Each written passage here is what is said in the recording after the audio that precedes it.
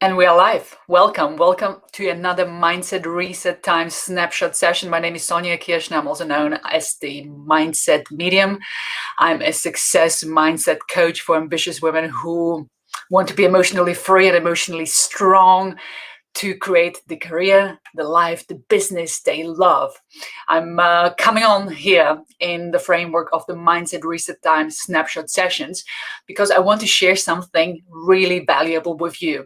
I'm essentially coming on to give you a recap, a brief snapshot of what we are talking about in the Mindset Reset Time group coaching workshops, where we get together every Tuesday and Friday to talk about all things that matter to you. And something which came up last Friday, I want to share with you today because I know that this information will help many of you. And by the way, in case you're thinking, I would like to give it a try, I want to come along to one of those group coaching sessions, feel free to join. Get yourself a free day pass under the mindsetmedium.com. You also find out more information on the group coaching Mindset Reset Time on that page, the link to which you find in the description.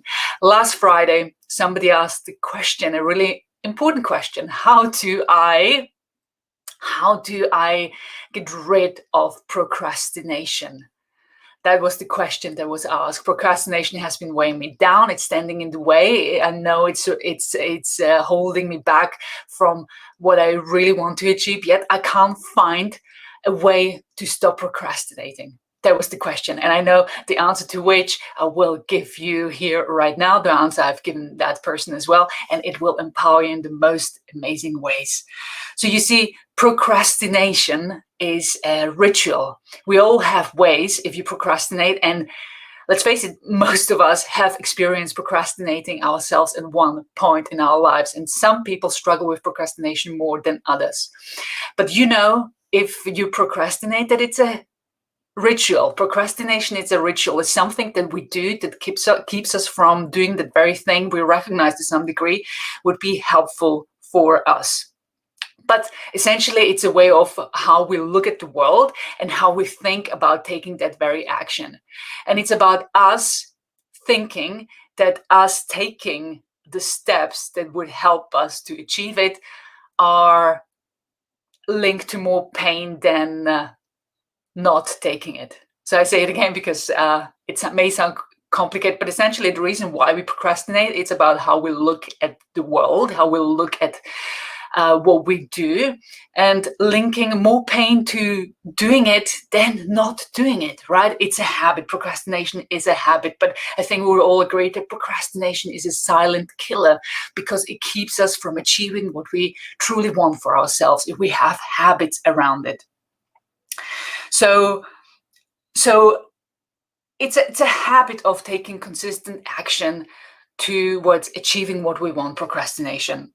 And as you know, with habits, whether we call them habits or not, but we all have a set of habits which is empowering us in our lives, whether we acknowledge it consciously or not, and also a set of habits which is disempowering us.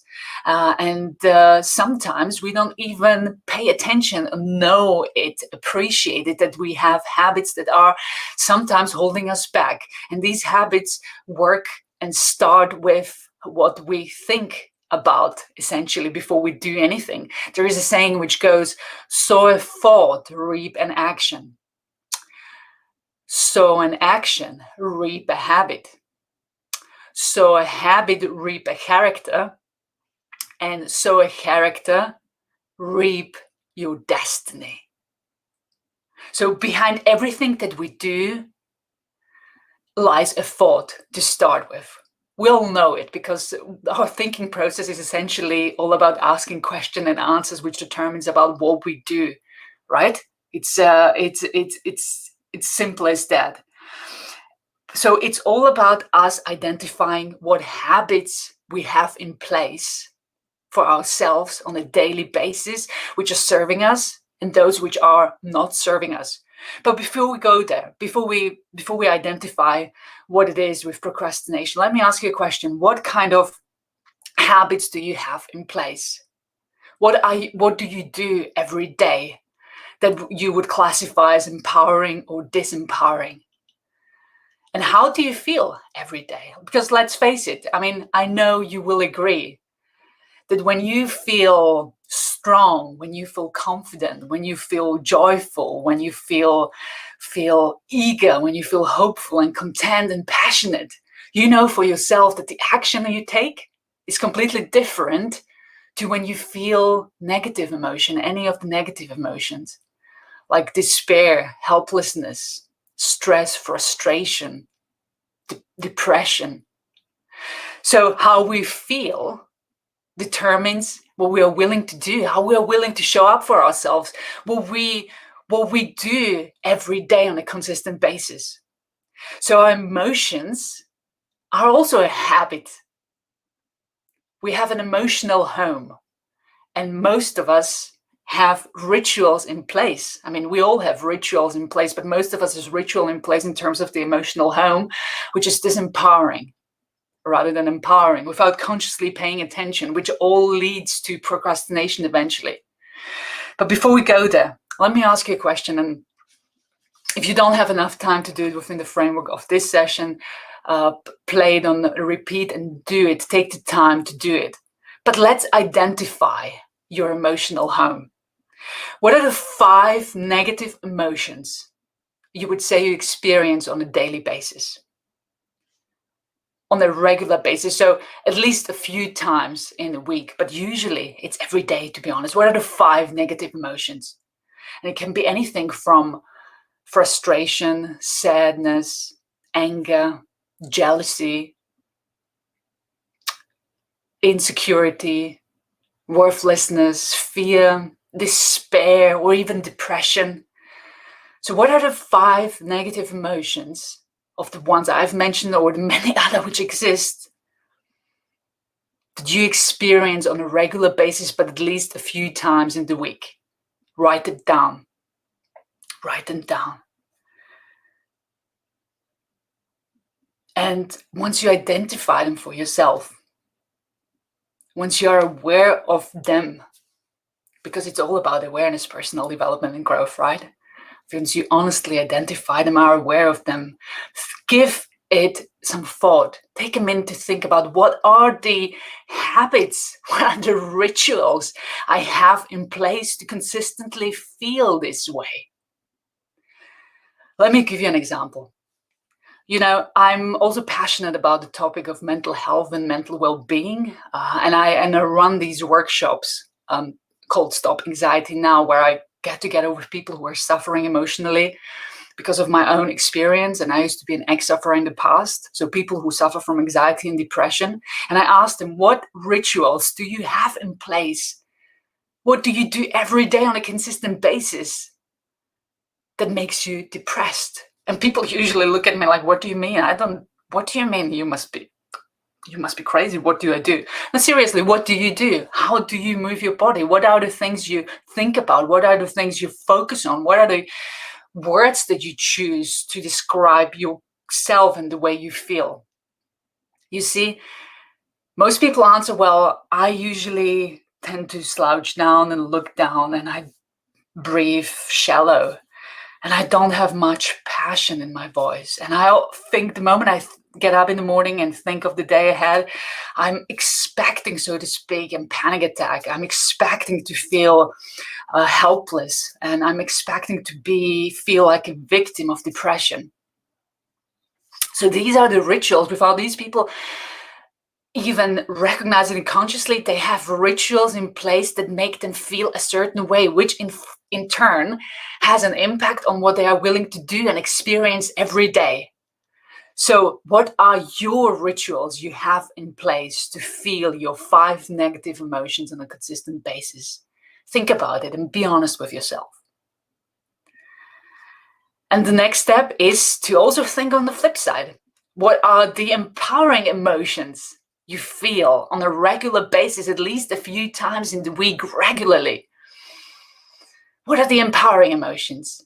It can be anything from hopefulness, optimism, positive expectation, excitement, joy, love, fun, appreciation. What are the positive emotions, these empowering emotions, the emotions which really light you up, that you feel on a consistent basis at least a few times in the week? What are the 5 top empowering emotions for you? And again, look at the things that you do, the things that cause you to essentially develop a ritual around those things. What is it that you do that makes you feel those emotions? What do you think about in that moment? What do you do with your body? How do you speak? How do you use your environment around you to feel that, to elicit that emotion, right? For instance, I've developed a habit of feeling appreciation every day. I like to start my day with focusing on the things which are working out for me, rather than focusing on the things that aren't working out for me. This is the major change that I have implemented for myself since I became emotionally free from depression and anxiety and panic attacks, that I started to consciously focus on the things that are working out for me rather than on the things that are not working out for me, and take my power back in that way. But think about the things what are you doing that make you feel great, that make you feel one of those 5 empowering emotions? You see, because to create any success in your life, whether it's more happiness, more passion, more money, closer relationships, having a meaningful impact, it's all about changing and replacing the habitual patterns you have in place, which are disempowering you and dragging you down, so to speak, with the habitual patterns which are empowering you and bringing the best out of you. So when you think about it from this perspective, procrastination is really a ritual. It's a way of us looking at the world from a certain perspective. It's a way of us having certain thoughts in place, right? It's essentially all about us linking to doing the very thing we recognize would be to some degree helpful to us, but linking so much pain to it that we feel internally stopped from doing it, rather than the other way around, rather than linking pain to the thing, to linking pain to not doing it so that we can achieve for ourselves that we want, right? So what are your rituals to procrastinate? Again, we're all different and we have all our own rituals in place, and they're all different from one person to another. But what are your rituals to procrastinate? What do you think about every day when you procrastinate? What is it that you do with your body that makes you procrastinate? Do you put it off and take the time to eat something which slows you down and makes you feel a little bit relaxed and lazy? Is that your ritual? Or do you think to yourself, I'm going to give my friend quickly a call, only to realize that you are distracted and you start thinking about different things, and you don't find the energy within yourself to focus on the task at hand? Or do you distract yourself by turning on the radio or listening to something funny? What are your own rituals around procrastination? And then ask yourself the question, if I don't do this, what I'm about to procrastinate, if I don't do it, what ultimate price will I have to pay? What consequences will this have if I let myself down by not doing it? What is the ultimate price I will pay, not only today, but tomorrow? How will it affect me? How will it affect my confidence? How will it affect my own self-belief, the internal sense of knowing that I can trust myself and rely on myself? What ultimate price will I have to pay if I don't do what I meant to do? And also ask yourself, okay, if I already had this done, what ultimate joy will it bring me? How will it positively impact my life? What are the benefits I will experience? how is this going to have a knock-on effect on other areas of my life? So what is the good stuff I will get when I don't procrastinate? You see, to eliminate, discard procrastination from our life, it's all about linking more pain to not doing it than pain to doing it. And I know it may sound simple and simplistic, but that's the reason most of us have trained ourselves by linking enormous amounts of pain to doing something which we internally, unconsciously, deep down recognize is good for us, rather than the pain that we will ultimately experience if we don't do it and consistently let ourselves down. And also, it's all about developing a habit of saying, rather than I have to do this, I want to do this. I want to do. Today I want to. Today I want to make that call I've been putting off. Today I want to write that email. Today I want to work myself through all these chapters. Today I want to read the documents. Today I want to arrange that meeting. Because when you say to yourself, I have to, your brain goes immediately into a defense mode, right? But if you approach it from the perspective of, I want to do something today, you feel more motivated to kick procrastination, essentially, kick it in its butt, really, and say, these are the things I want to, but it's again shifting our perspective on attaching pleasure to the things I want, right? And then step number 5 is all about how do you utilize your body? How do you utilize your body to break the pattern of procrastination? I mentioned the example of what do you do if you procrastinate? What is your habit? And one of those habits may be that you sit down and tend to eat something which slows you down, which makes you feel sleepy and tired.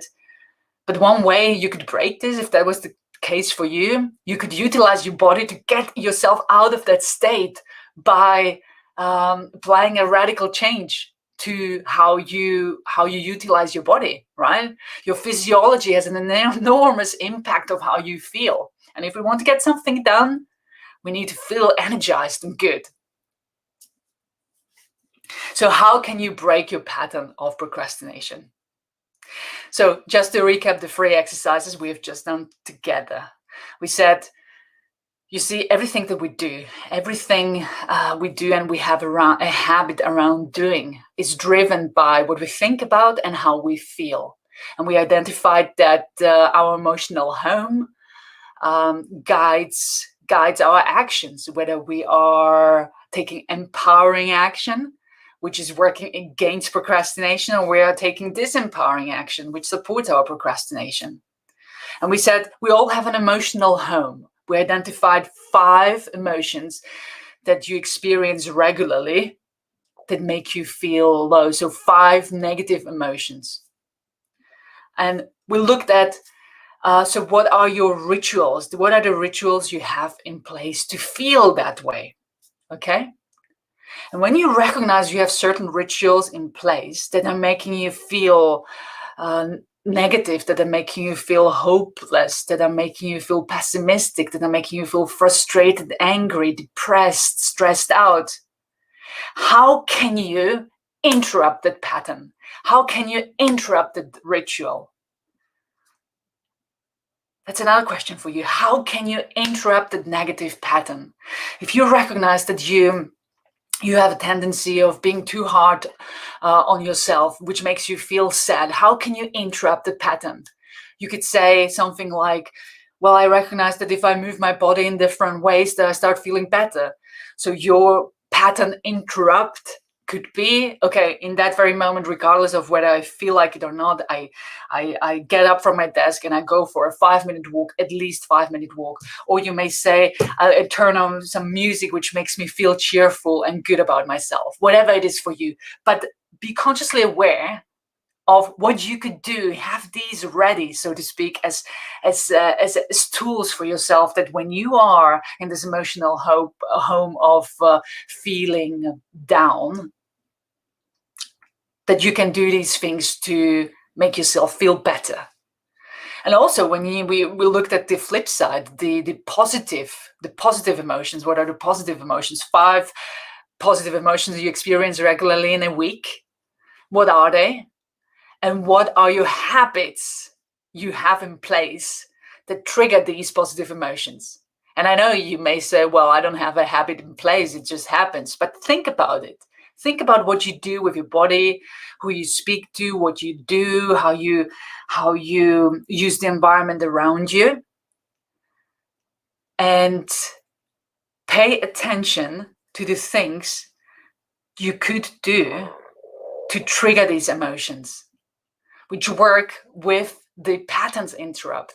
So when you feel, every time you feel low and you want to feel high, to be simplistic, to sum up all the negative emotions as opposed to all the good emotions, every time you feel sad and you want to feel happy, what is the pattern interrupt on the one hand side you can do? And what is the one thing you can do, for yourself triggers that positive emotion? And once you start applying this in your life on a consistent daily basis, interrupting the patterns which are not serving you, the habitual emotional patterns which are not serving you, and replacing them with the habitual emotional patterns that are serving you and empowering you, everything will change in your life. You will no longer experience procrastination. Once you apply a habit of feeling strong and focusing on the things that you getting the work done will mean for you, rather than you focusing on how much pain there is attached to doing the work, again, everything will change.